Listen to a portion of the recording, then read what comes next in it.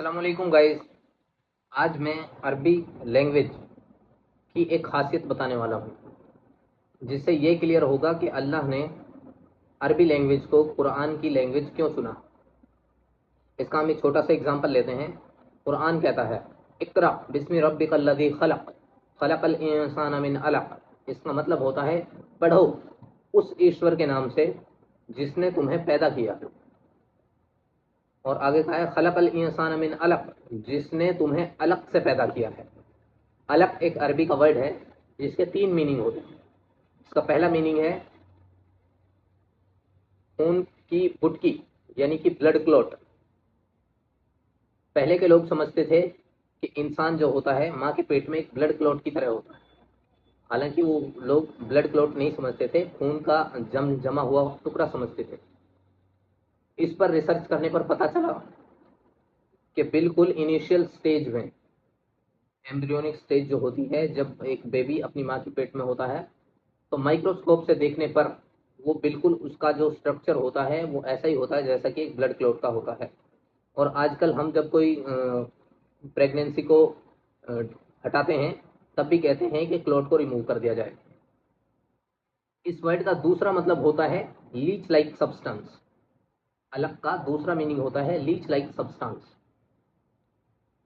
जब बच्चा माँ के पेट में होता है और बिल्कुल इनिशियल स्टेज में होता है, तो जो हमारी फॉलोपियन ट्यूब होती है उसमें जो बच्चा होता है वो चिपका हुआ होता है, बिल्कुल लीच जैसा ही दिखाई देता है। उसकी जो शेप होती है, आजकल हमारे पास फोटोज मौजूद हैं, वो बिल्कुल एक लीच की तरह ही दिखता है शेप में। इसका तीसरा मीनिंग होता है अलग वर्ड का समथिंग सस्पेंडेड, कोई चीज लटकी हुई हो। तो इसी स्टेज में, एम्ब्रियोनिक स्टेज के अंदर, हम जब बच्चे को देखते हैं, फोलोपियन ट्यूब के वो बिल्कुल लटका हुआ होता है उसमें सस्पेंडेड फॉर्म में। इससे पता चलता है कि ये एक वर्ड कुरान में एक छोटे बच्चे की प्रेगनेंसी की स्टेज को दिखाता है। और एक ही वर्ड से हमें तीन स्टेजेस पता चल जाती हैं, और तीनों करेक्ट हैं।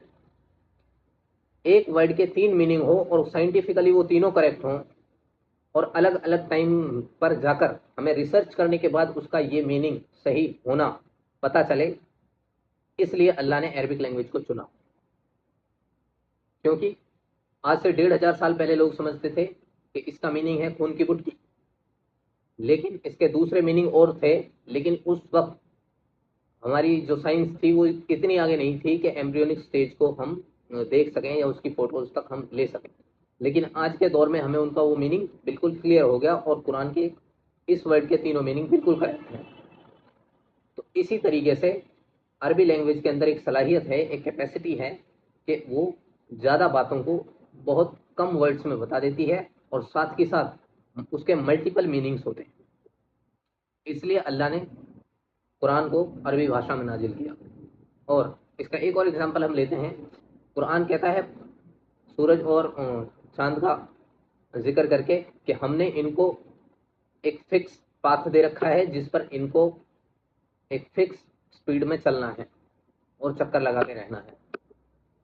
उससे आगे कहा है कुरान ने कुल्लुन फी फलकिन यस्बहून। कुरान ने सूरज और चांद की बात की, ये दो ही चीजें हैं, लेकिन कुल्लुन का मतलब होता है सारी चीजें, जितनी भी चीजें यूनिवर्स में घूम रही हैं। इसका मतलब, इसके लिए वर्ड आता है कुल्लुन, यानी सारी। दो चीजों को हम कुल बोल ही नहीं सकते। तो जब कुरान ने कहा कुल्लुन फी फलकिन यस्बहून, ये सारे अपने अपने एक स्पेसिफिक पाथ में घूम रहे हैं। सबह वर्ड जो है, इसके दो मीनिंग होते हैं। कोई चीज, कोई गोल चीज पानी में तैर रही हो, जो अपने एक्सिस के अराउंड भी घूम रही हो और साथ के साथ वो ट्रेवल भी कर रही हो, उसको कहते हैं सबह। तो इससे दो चीजें क्लियर हुई कि जितने भी हमारे ये प्लैनेट्स हैं, ये राउंड शेप के हैं, यानी कि गोल हैं। और इससे दूसरी चीज ये साबित होती है, ये मूविंग स्टेट में है, और सारे के सारे मूविंग स्टेट में हैं, और अपने अपने फिक्स पाथ में घूम रहे हैं। और ये एक साइंटिफिक फैक्ट है, जो हमें 1500 साल पहले बिल्कुल भी नहीं पता था, लेकिन आज के टाइम पे हमें पता है।